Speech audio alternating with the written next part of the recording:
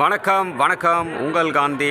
இப்போ நம்ம ஈரோடு மாவட்டம் கொடுமுடி ஸ்தலத்தில் இருக்கோம். மகுடேஸ்வரர் திருக்கோவில் பரிகார ஸ்தலம், அங்கே தான் வந்திருக்கோம்.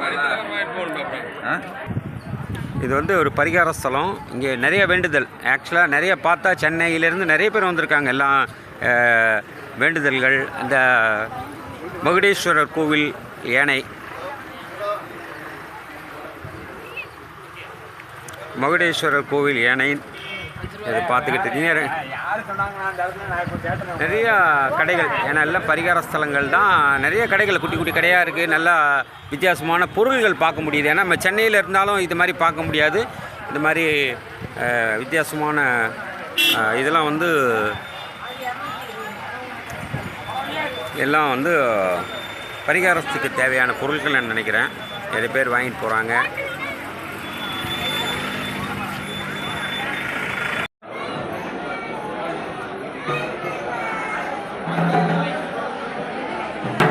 இந்த மாதிரி காவடி எடுத்துகிட்டு வரதெல்லாம் இங்கே இந்த மகுடேஸ்வரர் கோயிலில் வந்து இருக்கிற வன்னி மரத்து இலையை எடுத்துக்கிட்டு அந்த இலையை அந்த குடத்தில் போட்டுக்கிட்டு இங்கேருந்து பழனிக்கு வந்து காவடி எடுத்துகிட்டு போவாங்க. ஆக்சுவலாக இந்த ஊர் பழக்கம் அது.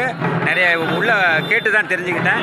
இந்த காவடி எடுத்துகிட்டு போகிறதோட விசேஷம் வந்து இங்கேருந்து பழனிக்கு நடைப்பயணமாக போகலாம், டூ வீலரில் போகலாம், இல்லை காரில் போகலாம். இந்த மாதிரி மக்கள் வேண்டுதல், அவர்கள் வேண்டுதலே அவங்க நிறைவேற்றிக்கிறாங்க. இதான் வன்னி மரத்து இலையை அதில் போட்டுட்டு இவங்க எடுத்துக்கிட்டு குடும்பமாக போயிட்டுருக்காங்க.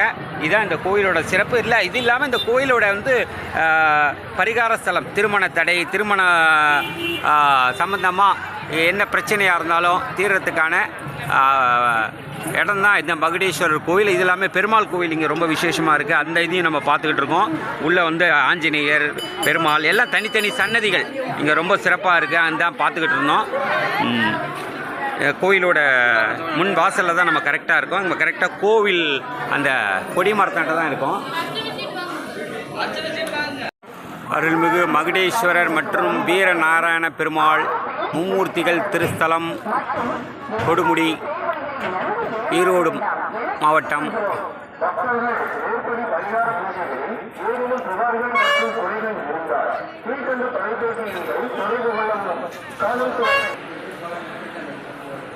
அருள்மிகு வடிவுடைய நாயகி அம்மா சன்னதி.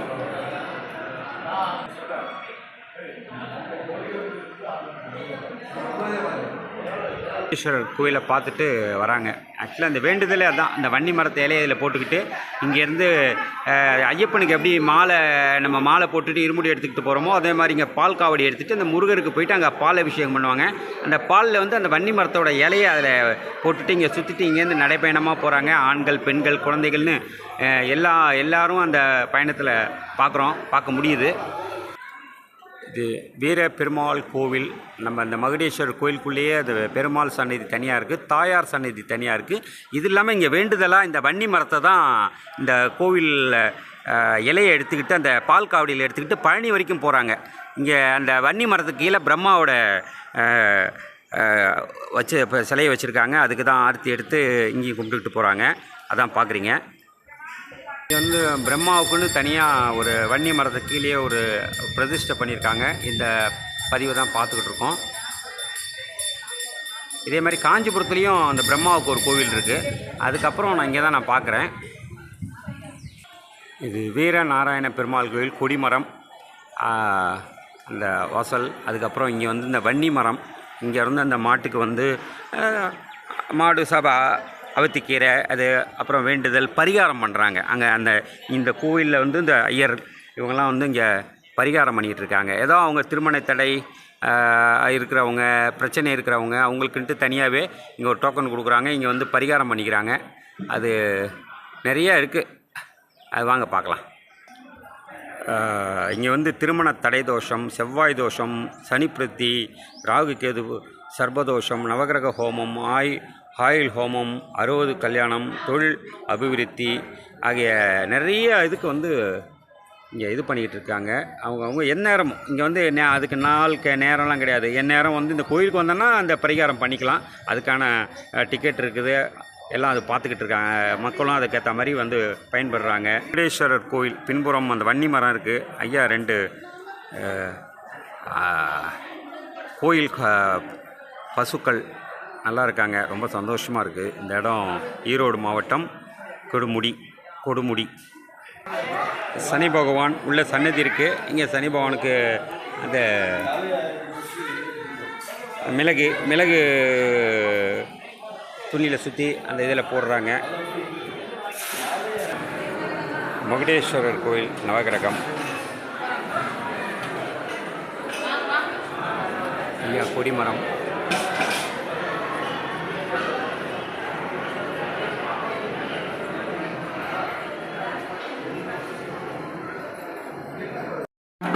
இந்த மாதிரி குடும்பத்தோட காவடி எடுத்துகிட்டு வருவாங்க. இந்த காவடிங்க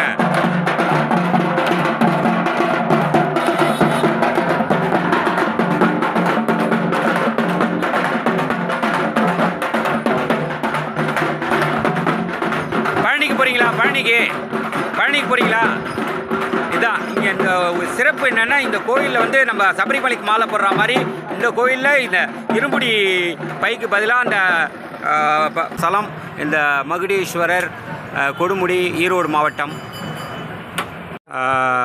இந்த மகுடீஸ்வரர் கோயிலில் இது இல்லாமல் தனியாகவே இந்த பரிகார ஸ்தலம்னு ஒன்று வச்சுருக்காங்க. அவங்க தேவைப்பட்ட ஐயர்களை வச்சுக்கிட்டு அவங்க அங்கே பண்ணிக்கலாம் போல இருக்குது. நான் உள்ளே பண்ணுறது இல்லாமல் வெளியும் அந்த சில இடங்களை பார்க்குறேன். இந்த கோவில் பூஜைக்கான பொருட்கள் ப்ளஸ் அது இல்லாமல் இயேசுநாதர் ஆலயம் நல்லா தான் இருக்குது. சிறப்பாக ஊர் பார்க்கும் போதே ஒரு மகிழ்ச்சிகரமாக சந்தோஷமாக இருக்குது. நம்ம சர்பத் கடை பார்த்தோம், இலக்கடை பார்த்தோம், இந்த மாதிரி பூஜை ஐட்டங்கள் நிறையா பார்த்தோம். நல்லா ரொம்ப பார்க்கும் போதே ஒரு மகிழ்ச்சியாக உடல் ரீதியாக ஒரு புத்துணர்வு பெறுது இந்த மகுடீஸ்வரர் ஆலயம் கெடுமுடியில். இப்போ நீங்கள் பார்க்குற இடம்லாம் வந்து குடும்பமாக வந்து இந்த வேண்டுதல்கள், அந்த ஆண்கள் பெண்கள் எல்லா பக்கமும் அந்த காவேரி ஆற்றுல குளிச்சுட்டு இங்கே வந்து அந்த இருமுடி எடுத்துக்கிட்டு இங்கேருந்து நடைப்பயணமாக பழனிக்கு முருகனுக்கு காவடி. இது பங்குனி மாதம் வேறு. இந்த முருகனுக்கு ரொம்ப சிறப்பான மாதம் இந்த பங்குனி மாதம். இப்போ தான் பங்குனி உத்திரம் முடிஞ்சுது. இது இல்லாமல் இங்கே எல்லா இடத்துலையும் நீங்கள் பார்க்குற இடத்துல எல்லா இடத்துலையும் பாருங்கள், அங்கங்கே பந்தல் போட்டு அவங்க குடும்பத்தோட ஃபேமிலியாக இந்த நிகழ்ச்சியை பண்ணுறாங்க. இந்த காவடிக்கு தேவையான இதெல்லாம் பண்ணிகிட்டு இருக்காங்க, பார்க்குறீங்க. இதே மகுடீஸ்வரர் கோயில் பக்கத்தில் இருக்கிற காவேரி ஆறு ஒரு இடத்துல இருக்கிற அம்மன் ஒரு பெரிய அரச மரம். அந்த அரச மரம் பக்கத்தில் விநாயகர், அம்பாள், இது மாதிரி நிறைய வச்சுருக்காங்க.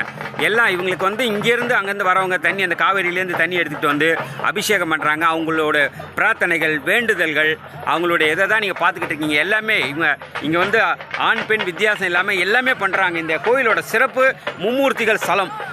அதுக்கான எடுத்துக்காட்டாக தான் இது தெரியுது. ஆண் பெண்ணு எந்த பேதம் இல்லாமல் மூணு பேருமே இருக்கிறதுனால எல்லாம் வந்து அபிஷேகம் பண்ணுறாங்க. அவங்களே தனியாக பண்ணுறாங்களே, அவங்க வந்து அவங்களே பண்ணிக்கலாம். அந்த பதிவை தான் பார்த்துக்கிட்டு இருக்கீங்க.